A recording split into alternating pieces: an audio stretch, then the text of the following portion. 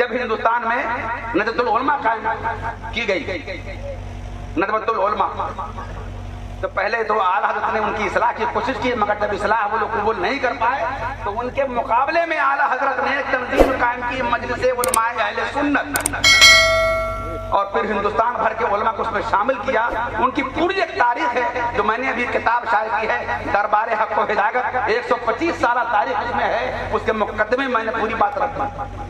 تو میں یہ عرض کر رہا تھا کہ جس کی حکومت ہوتی ہے لوگ ان کے تابع ہو جاتے ہیں، وہی بولی بولنے لگتے ہیں، ان کی فکر بدل جاتی ہے۔ یہی وجہ ہے کہ اعلیٰ کے دور میں بھی بعض لوگ وہ تھے جنہوں نے کشکا لگانا شروع کر دیا تھا، بعض لوگ وہ تھے جنہوں نے گاندھی کو مسجد میں بلا کر کے اسے تقریر کروائی تھی، بعض لوگ وہ تھے جنہوں نے کہا تھا کہ گاندھی معاذ اللہ نبی بالقوہ ہے، بعض لوگوں نے کہا تھا یہ مذکر ہے، تنہا امام احمد رضا ہیں جنہوں نے اپنے احباب کی ٹیم لے کر کے باضابطہ ان کے خلاف پورا محاذ کھولا۔ آج بھی حالات ویسے ہی ہیں، خدا کا شکر ہے کہ ہمارے علماء متحد ہیں، ہمارے علماء منظم ہیں، اور ہمارے علماء کی نگاہیں ان چاروں طرف ہے۔ انشاءاللہ الرحمن یہ تنظیم یقیناً ایسے سارے گوشے پر جہاں جہاں جب وہ تقاضے کرے گی، مذہب سوال کھڑا کرے گا، انشاءاللہ الرحمن ہمارے یہ علماء وہ سارے کام کرتے چلے جائیں گے۔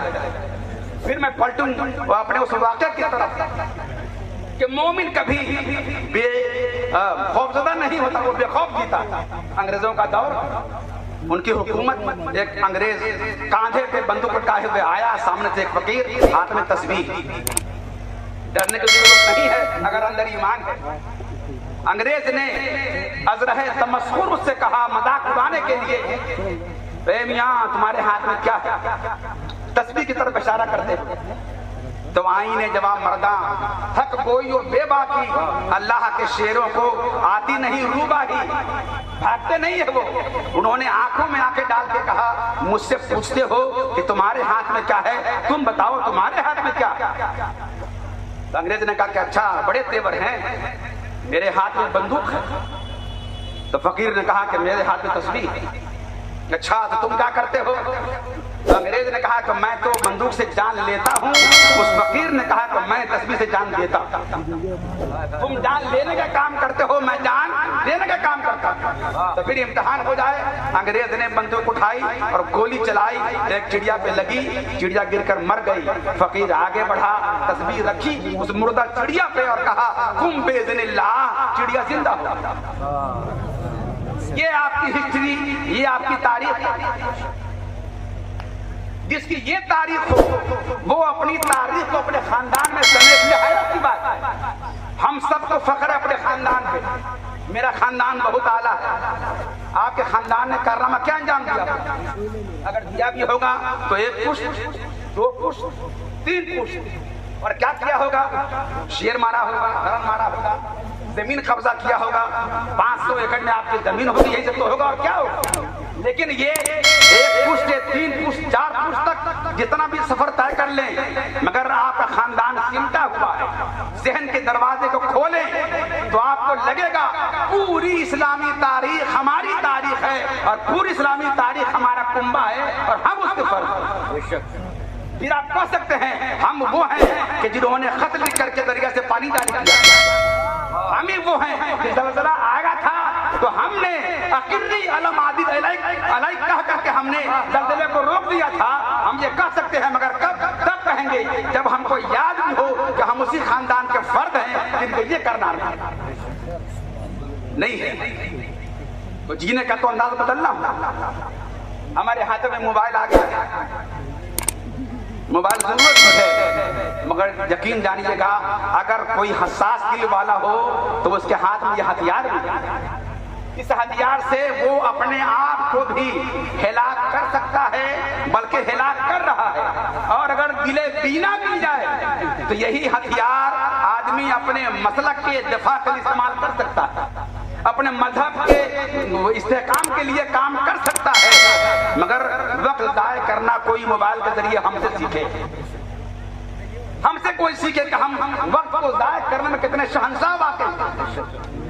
آئیے دیکھیں بات علماء کرام کی ہو رہی تھی، دنیا کانپ رہی ہے علماء کرام سے، یہودی کانپتے ہیں علماء کرام سے، عیسائی لرزہ بر اندام ہے علماء کرام سے، हिंदुस्तान के वो इस्लाम दुश्मन अनासिर वो कांपते हैं उलमा किराम से। क्यों? इसलिए कि उनको मालूम है, उन्होंने तारीख पढ़ी है, ये वो कौम है घर में है जब भी ये काम करे, सफर में है जब भी ये काम करे, मेहमान कहीं हो गया है जब भी ये काम करे।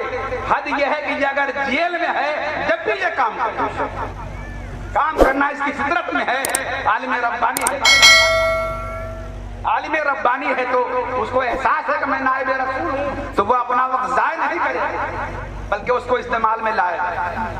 मालूम है हमारे लोगों को, इसलिए वो यहूद से लेकर के नसारा से लेकर के हुनूद तक इस बात के लिए कोशा है कि आपका ताल्लुक उलमाए किराम से कमजोर कर दिया, कमजोर कर दे आपका ताल्लुक। क्यों कमजोर कर दें? इसलिए कि आपकी बका उलमा के दम से, नमाज उलमा के दम से, मस्जिद उलमा के दम से, मदरसा उलमा के दम से, जनाजा उलमा के दम से, बच्चे की पैदाइश तो उलमा की जरूरत, आदमी का इंतकाल तो उलमा की जरूरत, आपका हर मसला उलमा हल करते हैं। ये उलमा ही हैं कि जब भी जिस दौर में भी कोई फितना उठा है उस फितने को हल करने के लिए उलमा ही आगे आए हैं और कोई आगे नहीं बढ़ा।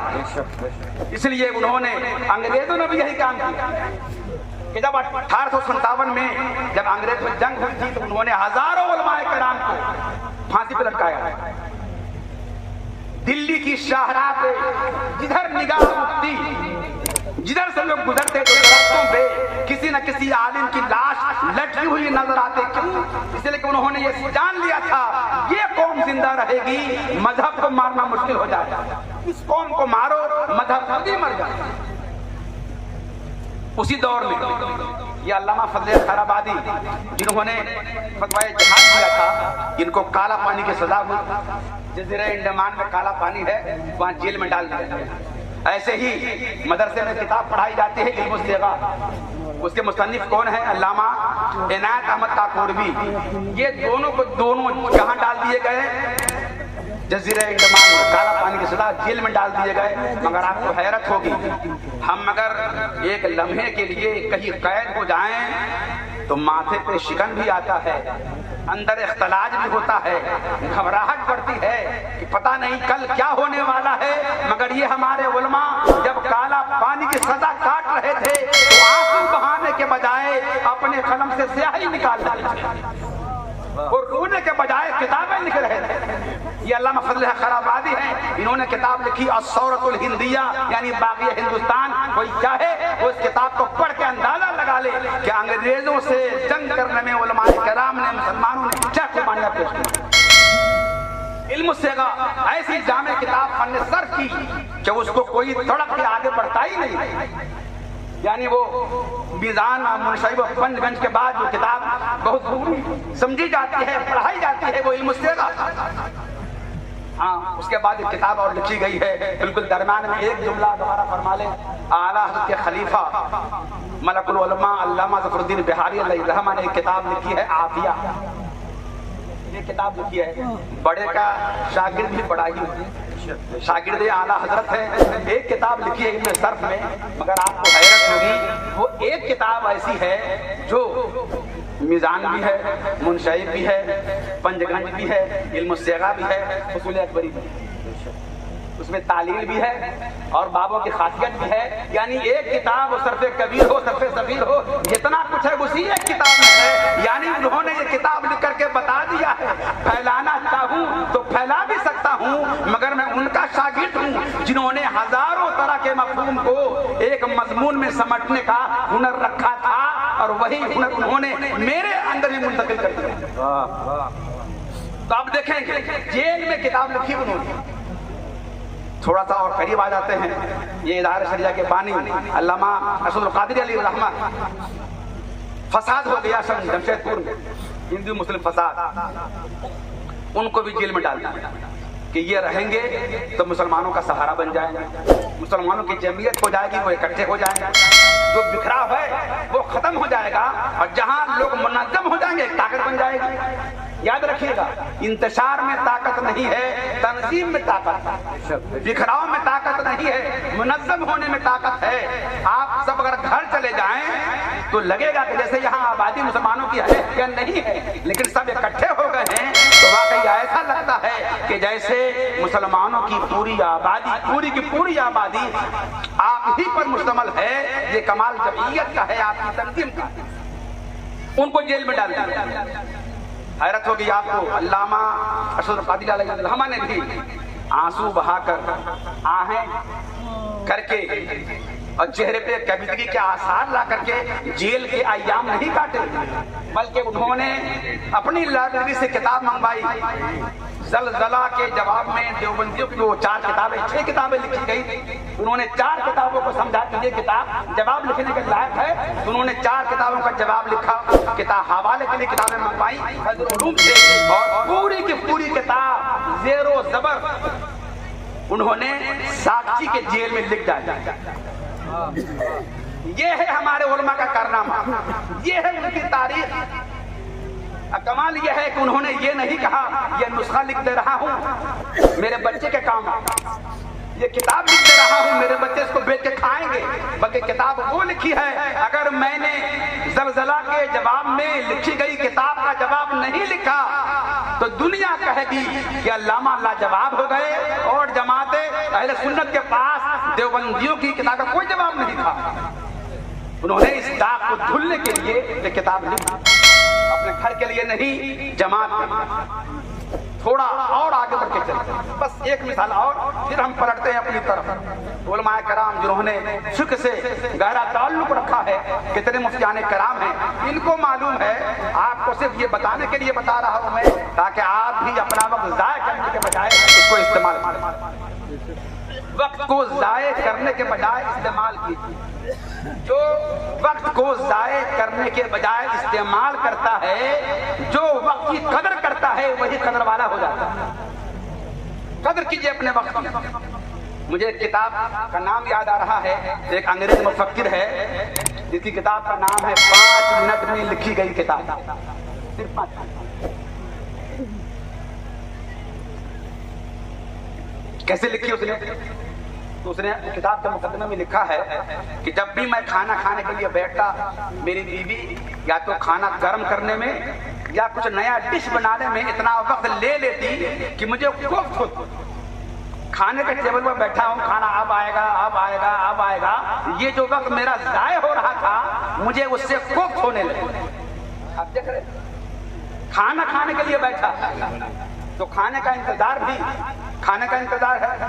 हम चले जाए मस्जिद में, अभी जमात में बाकी है 10 मिनट, हम बैठे हुए हैं, ये जमात का इंतजार भी इबादत है। तो खाने का इंतजार भी खाने ही भी तो है, वक्त ज़ाय कहाँ हो रहा।